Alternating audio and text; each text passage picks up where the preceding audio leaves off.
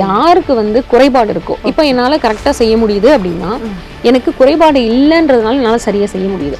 இப்போ யாருக்காவது குறைபாடு இருந்தது அப்படின்னா நம்ம 5 விரல்களில் நம்மளுடைய ஆள்காட்டி விரல் அப்படின்றது காற்றை குறிக்கும். அப்போது இதோட கட்டை விரலோட அடி ரேகையில் இதோட நுனி நம்ம வச்சு அழுத்திக்கிறோம். உள்ளங்கை மேல் நோக்கின பொசிஷனில் வச்சுக்கிறோம். எப்படிப்பட்ட ஒருத்தர் வந்து ஸ்ட்ராங்காக திடமாக இருக்காங்க, சரியான வெயிட்ல இருக்காங்க, பஞ்சபூதங்கள் ஒன்னே ஒன்று இருக்காது, எல்லாம் மிக்ஸ் ஆகும். இப்போ ரொம்ப ஸ்ட்ராங் மசில் அப்படின்னா நீங்கள் கடினமாக ஒரு கம்ப்யூட்டரில் உட்காந்து வேலை பார்க்குறீங்க, அல்லது நீங்கள் ஃபஸ்ட்டு சொன்ன மாதிரி ஒரே பொசிஷனில் உட்காந்து படிக்கிறீங்க, சிஸ்டத்துலேயே ஒர்க் பண்ணுறீங்க, ஒரே மாதிரியான வேலை கண்டினியூஸாக பண்ணுறீங்க அப்படின்னா ஸ்கூலுக்கு போகிற பசங்க வந்து ஸ்கூலுக்கு போக பயந்துட்டு கிளம்பாம போக சொல்லி லீவ் எல்லாம் போடுவாங்க, அடம் பிடிப்பாங்க, தலைவலி அந்த மாதிரி நிறைய. அவங்களுக்கு என்ன பண்ணலாம் அப்படின்னா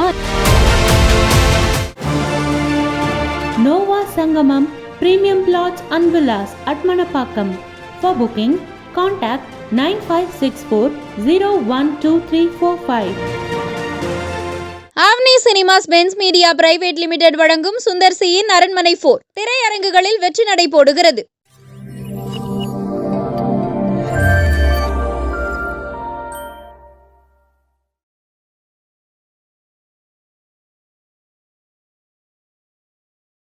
நீங்கள் எத்தனையோ நாள் எக்ஸசைஸ் பண்ணி யோகா பண்ணி மசாஜ் பண்ணி ஆகாத வேலை இப்போ நீங்கள் இந்த மாதிரி 10 ஒரு புல், இந்த மாதிரி ஒரு 10 கவுண்ட் ஒரு புல், ஒரு 20 கவுண்ட், இதே மாதிரி 3 செட், இது வந்து ஒரு செட், இதே மாதிரி ஒரு 3 செட் 3 முறை நீங்கள் இதை செஞ்சிட்டீங்க அப்படின்னா அதிகபட்சம் 60 கவுண்ட்.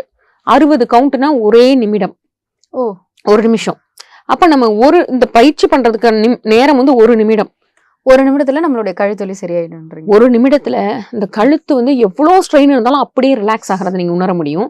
நீங்க கடினமா ஒரு கம்ப்யூட்டர்ல உட்காந்து வேலை பார்க்குறீங்க, அல்லது நீங்க ஃபர்ஸ்ட் சொன்ன மாதிரி ஒரே பொசிஷன்ல உட்காந்து படிக்கிறீங்க, சிஸ்டத்துலேயே ஒர்க் பண்றீங்க, அல்லது ஒரே மாதிரியான போரிங் ஒர்க்கை ஒரே மாதிரி உங்களுக்கு பிடிக்கல, ஐடியில் இருக்கீங்க, ஒரே மாதிரியான வேலை கண்டினியூஸா பண்றீங்க அப்படின்னா இதை 1 மணி நேரத்துக்கு ஒரு முறை.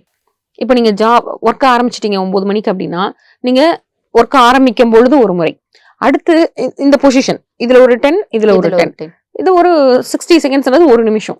இந்த 1 நிமிடத்தை ஒரு நாளைக்கு 1 மணி நேரத்துக்கு ஒரு முறை நீங்க வேலை பார்க்குற டைம்ல இன்டர்வென் பண்ணி, இப்போ 9 மணிக்கு வேலை தொடங்குறீங்கன்னா 9 மணிக்கு 10, 11, 12, 1 இந்த மாதிரி டைம் கால்குலேட் பண்ணி ஒரு நாளைக்கு ஒரு 5-6 முறை, உங்களுக்கு தேவைப்பட்டா 10 முறை கூட செஞ்சிட்டீங்கன்னா எப்பேற்பட்ட கழுத்து வலி, வருடக்கணக்கா இருக்க கழுத்து வலி கூட ரிலாக்ஸ் ஆகும். இந்த ஒரே நாள்ல சரியாயிடுமா? ஒரு 2-3 நாள் செய்யும் போதே அவ்வளோ ஒரு டிஃப்ரென்ஸ் தெரியும். ஒரே நாள்ல ரிலீஃப் தெரியும், உங்களுக்கு ரிலாக்ஸ்டா இருக்குது தெரியும், கழுத்துல உள்ள இறுக்கம், மனதிலேயே மாற்றம் ஏற்படும். உங்களுக்கு அந்த வேலை வந்து பிடிக்காம செய்றீங்க இல்லையா, அதுலயும் ஒரு சேஞ்ச் தெரியும். உங்களுக்கு ஒரு மனம் வந்து ஒரு ரிலாக்ஸ்டான, ஏன்னா அந்த தோள்பட்டை மசில்ஸ் எல்லாம் இறுக்கம் எல்லாம் ஃபுல்லா ஃப்ரீ ஆகும். ஃப்ரீ ஆகும் பொழுது கழுத்து வலி சரியாகும். கழுத்து வலி சரியாகும் போது உங்களுக்கு ரொம்ப மைண்டுமே ரொம்ப ரிலாக்ஸ்டா, அந்த வேலை வந்து அதுக்கு முன்னாடி ரொம்ப பாரமா நினைச்சு செஞ்ச வேலை கூட ரொம்ப ஒரு ஃப்ரீயா தெரிய ஆரம்பிக்கும் உங்களுக்கு. இப்போ இது ஒரு முத்திரைக்கான எடுத்துக்காட்டு. இப்போ நீங்க கேட்டீங்க இல்லையா, பஞ்சபூதங்கள் நம்ம உடம்புல வந்து பேலன்ஸ் எப்படி கூடுறது குறையிறது, எப்படி இதை பேலன்ஸ் பண்ணணும் அப்படின்னு பார்த்தா பஞ்சபூதங்கள் ஒன்னொன்னுக்கும் ஒரு கேரக்டர் இருக்கு, குணாதிசயம் இருக்கு. இப்ப நீங்க எப்படி மேம் இந்த மனுஷங்களுக்கு இந்த கேரக்டர் இருக்கு அப்படின்னு எப்படி நீங்க கணிக்கிறீங்க? ஓகே, அது ரொம்ப ரொம்ப எளிமைதான். இப்ப நான் சொல்லிட்டேன்னா நீங்க ஒவ்வொருத்தருமே கணிச்சுக்கலாம், நான் மட்டும் இல்ல, நீங்க எல்லாருமே கணிக்கலாம். ரொம்ப சிம்பிள். இப்ப 50 அடிப்படையில ஒரு மனிதரை நம்ம பார்த்துட்டோம் அப்படின்னா கணிக்கிறது ஈஸி. நீங்க வந்து என்ன மாதிரியான உங்க வாழ்வியல்ல என்ன சேஞ்ச் பண்ணிக்கணும் அப்படின்ற விஷயமும் ரொம்ப ரொம்ப எளிமையா நீங்க ஃபாலோ பண்ணலாம். இது வந்து ரொம்ப ஒரு ரொம்ப ஆழமான ஒரு பிரிமிட்டிவான பழமையான மருத்துவம். அதனால ரொம்ப சிம்பிளாவும் இருக்கும், ரொம்ப எளிமையா இருக்கும் நம்ம ஃபாலோ பண்றதுக்கு. இப்போ பாத்தீங்கன்னா, இப்போ மண்ணோட குணம் என்னன்னா திடம், ஸ்ட்ரென்த். இப்போ மண்ணா ஒரு இடத்துல இருக்கு அப்படின்னா அதோட கேரக்டர் என்னன்னா ரொம்ப திடமான பகுதி, சாலிட். அதை நம்ம சாலிட் சொல்றோம், இறுக்கமா இருக்குது. அப்போ ஒருத்தர் வந்து ஸ்ட்ராங்கா திடமா இருக்காங்க, சரியான வெயிட்ல இருக்காங்க. நம்ம உடம்புல மண் பகுதி என்ன அப்படின்னா நம்மளுடைய எல்லா சாலிட் பார்ட்டும், அது தசைகளா இருக்கட்டும். இப்போ பாத்தீங்கன்னா பஞ்சபூதங்கள் ஒன்னே ஒன்று இருக்காது, எல்லாம் மிக்ஸ் ஆகும். இப்போ ரொம்ப ஸ்ட்ராங் மசில் அப்படின்னா மண்ணும் சேர்ந்து ரொம்ப ஸ்ட்ராங் மசில். அப்புறம் ஃபேட் மாதிரி கொஞ்சம் குளகுளப்பானது அப்படின்னா கொழுப்பு அப்படின்னா மண்ணும் நீரும் சேர்ந்தா அந்த கொழுப்பு தன்மை வரும். இப்படியாக நம்ம உடம்புல காம்பினேஷன்ஸா இருக்கும். நம்ம பொதுவா பார்க்கும்போது நம்ம உடம்புல உள்ள திடமான பகுதி எல்லாமே மண். அப்ப மண் தன்மை நம்ம உடல்ல நார்மலா இருந்தா நீங்க நார்மல் வெயிட்டோட இருப்பீங்க. மண் தன்மை நம்ம உடம்புல குறைஞ்சிருச்சு அப்படின்னா ரொம்ப வெயிட் லாஸ், நியூட்ரிஷன் லாஸ். மண்ணோட இன்னொரு தன்மை என்னன்னா எல்லா சத்தும் நம்மளுக்கு எங்க இருந்து வருதுன்னு பார்த்தா மண்ணில இருந்து தான் வருது. அது விட்டமின் ஏவா இருக்கட்டும், BCD, என்ன நம்ம பேர் வச்சாலும் புதுசா எத்தனை சத்துக்கள் கண்டுபிடிச்சாலும் அத்தனையும் மண்ணின் மூலமாக, மண்ணில் விளையிற அந்த உணவுப் பொருள் மூலமாக, அந்த உணவுப் பொருளை நேரடியா அந்த செடியோ மரமோ அந்த நெல்லோ இதை நம்ம எடுத்துக்கிறோம், அல்லது அதை சாப்பிடக்கூடிய பிராணிகள் மூலமாக எப்படியோ ஒண்ணு மண்ணில இருந்து தான் நம்மளுக்கு எல்லாமே கிடைக்குது. அப்போ மண் தன்மை உங்க உடல்ல குறையும் பொழுது உங்க உடல்ல சத்து குறைபாடுகள் வரும். வெயிட் லாஸ், எலும்புந்தோலுமா இருக்கக்கூடிய எடை குறைவு வரும். அதே எடை குறைவு நல்லதா கெட்டதா மேம்? இல்ல, மண் குறைஞ்சு எடை குறைவுன்றது நல்லது கிடையாது. ஏன்னா புரோட்டீன் லாஸ். இப்ப நீங்க தலை மட்டும் அந்த குழந்தைங்களுக்கு பெருசா இருக்கும், உடம்பு ஃபுல்லா எலும்பு தோலா இருக்கும். அப்ப அந்த லோ நியூட்ரிஷன்னால வரக்கூடிய வெயிட் லாஸ். அப்போ மண் தன்மை குறையும் பொழுது, அதே இது மண் தன்மை உங்க உடம்புல வந்து அதிகமாகும் பொழுது என்ன ஆகும் அப்படின்னா ரொம்ப மசில்ஸா இருக்கக்கூடிய புரோட்டீனோட சேர்ந்த வெயிட் ரொம்ப அதிகமா இருக்குது. இது உடல் அளவுல.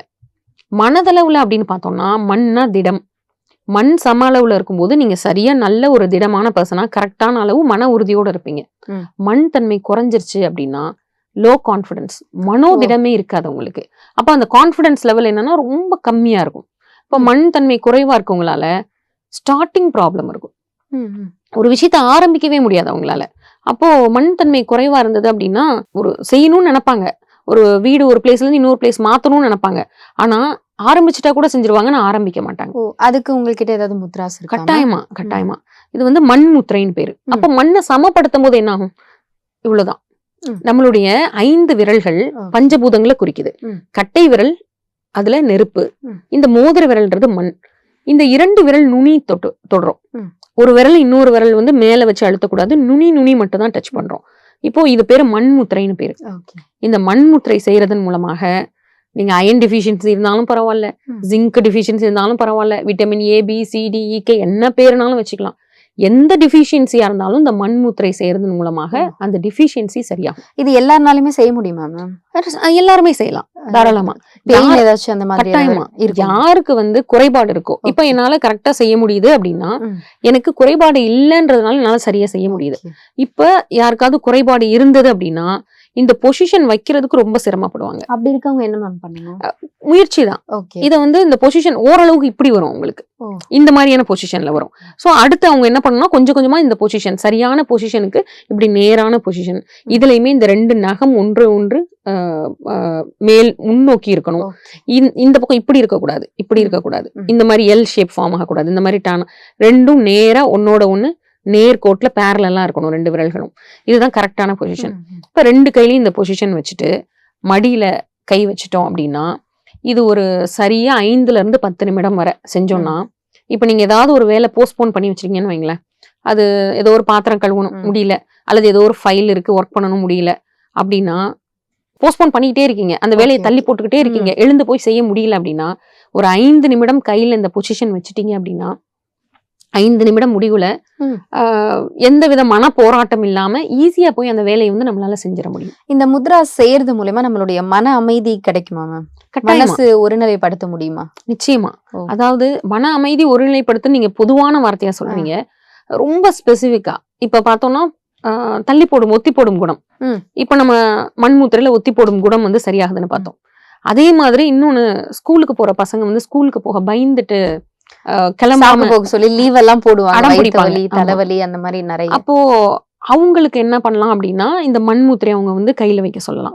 ஒரு 5 நிமிஷம் அவங்க குழந்தைங்கள்ல இருந்து சின்ன குழந்தைகள் பண்ணலாம். அப்போ குழந்தைகளை வந்து கையில இந்த மண்முத்திரை நம்ம வைக்க சொன்னோம் அப்படின்னா குழந்தைகள்கிட்ட வந்து வேற எதுவுமே சொல்ல தேவையில்லை, நீ ஸ்கூலுக்கு போறதுக்காக வைக்கணும்லாம் சொல்லக்கூடாது. நம்ம இந்த மண்முத்திரையை செய்யுங்க அப்படின்னு சொல்லிட்டோம்னா குழந்தைகள் இந்த மண்முத்திரை கையில வச்சுட்டாங்கன்னா 5வது நிமிஷத்துல நான் என்னோட பையன்கிட்ட பாத்திருக்கேன், கேள்வியே இல்லாம பேக் எடுத்து போட்டு அவங்க பாட்டு மூவ் ஆவாங்க. என்னன்னா அந்த ஒத்தி போடும் குணம், அந்த பயம், அந்த மன உறுதி இல்லாததுனால வரக்கூடிய அந்த பயம் சரியாகும். பர்டிகுலரா எக்ஸாம் போற பசங்க இருக்காங்க இல்லையா, எக்ஸாம் ஃபியர் வந்து பல்வேறு காரணங்களை சொல்லி அதை ஒத்தி போடுவாங்க. எக்ஸாம் ஃபியர் வந்துருச்சு அப்படின்னா அந்த பரீட்சை எழுதக்கூடாதுன்றதுக்காக எதோ காரணங்கள், நிறைய பயமுறுத்தல்கள் பேரண்ட்ஸை, இதெல்லாம் நடக்கும். அவங்களுக்கு ரொம்ப சிம்பிளா அவங்க மண்மூத்திரையை வந்து ரெகுலரா 5-10 நிமிடம் ஒரு நாளைக்கு 2 வேளை செய்ய வச்சுட்டு வந்தாங்க அப்படின்னா எக்ஸாம் வழக்கமா வந்தா பயப்படுற ஸ்டூடெண்ட்ஸ் கூட எக்ஸாம் ஃபியர் இல்லாம பரீட்சைக்கு போவாங்க. நீங்க இப்ப எக்ஸாம் ஃபியர்னு சொன்னீங்க, எனக்கு ஒரு ஞாபகம் வருது. இப்ப இன்டர்வியூக்கு எல்லாம் போனோம்னு வச்சுக்கோங்களேன், ஐயோ உள்ள என்ன கேள்வி கேட்பாங்களோ, அதே மாதிரி எக்ஸாம் போனோம்னா கொஸ்டின் பேப்பர்ல என்ன கொஸ்டின் இருக்குமோ அப்படின்னு ஒரு மாதிரி படபடன்னு இருக்குல்ல, அந்த மாதிரி நேரத்துல இந்த முத்ராஸ் யூஸ் ஆகும். இந்த முத்திரை பயன்படும். இன்னொரு முத்திரையும் இருக்கு, வாயு முத்திரைன்னு பேரு. அதை செஞ்சு காட்டுங்க. வாயு முத்திரை அப்படின்றது வந்து என்னன்னா, நீங்க இந்த வார்த்தை சொல்றீங்க இல்லையா, படபடப்பு. அப்ப ஒரு ஒரு துணி காய போட்டிருக்கீங்க, அது எப்ப படபடன்னு இருக்கும் அந்த துணி? நல்லா காஞ்ச உடனே படபடன்னு ஆயிரும். இல்ல, இப்ப ஒரு துணி காய போட்டிருக்கீங்க, இதுல ஒரு ஹேங்கர்ல போட்டிருக்கீங்க, அந்த துணி எப்ப படபடன்னு மூவ் ஆகும்? காத்தடிக்கும் பொழுது. அப்ப காற்று அதிகமா இருக்கும் பொழுதுதான் என்ன வரும்? படபடப்பு வரும், மூவ்மெண்ட். இப்ப மண்ணுக்கு எப்படி நம்ம திடம்னு பார்த்தோமோ அதே மாதிரி இப்ப படபடப்புன்னு நீங்க சொல்ற வார்த்தையை பொறுத்து உங்களுக்கு முத்திரை மாறும். இப்ப நீங்க உங்களுக்கு படபடப்பு அப்படின்னா படபடப்புக்கான முத்திரை என்ன அப்படின்னா, படபடப்பு எங்க இருந்து வருதுன்னு நம்ம பார்ப்போம். அப்ப படபடப்பு எங்க இருந்து வருது அப்படின்னா காற்று அதிகமா இருக்கும் பொழுது. காற்றுனா அசைவு. இப்ப பொதுவாவே எல்லாருக்குமே அந்த படபடப்பு இருக்கும்ல மேம், அப்ப எல்லாருமே இந்த மாதிரி முத்ராஸ் பண்ணலாம். எல்லாருமே இப்போ நீங்க சொன்னீங்க கபம் ஒரு உடம்பு, பித்தம் ஒரு உடம்பு, வாதம் அந்த மாதிரி சொன்னீங்கல்ல. ஆமா, பொதுவாவே ஒரு இன்டர்வியூன்னு எடுத்துக்கும் போது நமக்கு ஒரு படபடப்பு இருக்கதானே செய்யும். ஆமா, அந்த நேரத்துல எல்லாருமே பண்ணலாம். இப்ப வாயு முத்திரை எல்லாம் இப்ப வாத உடம்பு தான் பண்ணணும்னு இல்ல, பித்த உடம்பு பண்ணக்கூடாது, கப உடம்பு பண்ணக்கூடாது அப்படிலாம் கிடையாது. இப்ப வாயு முத்திரை அந்த சூழலை பொறுத்து. அந்த சூழல்ல வந்து உங்களுக்கு படபடப்பு பதட்டம் வந்துருச்சு, அப்ப அந்த படபடப்புன்ற அந்த வார்த்தை சொல்லும் பொழுதே எங்க படபடப்பு வரும் அப்படின்னு பார்த்தா காற்று அதிகமா இருக்க இடத்துல படபடப்பு இருக்கும். அப்ப அந்த படபடப்பை என்ன பண்றீங்கன்னா காற்றை குறைக்கிறீங்க. நம்ம 5 விரல்கள்ல நம்மளுடைய ஆள்காட்டி விரல் அப்படின்றது காற்றை குறிக்கும். அப்போ இதோட கட்டை விரலோட அடி ரேகையில இதோட நுனி நம்ம வச்சு அழுத்திக்கிறோம்.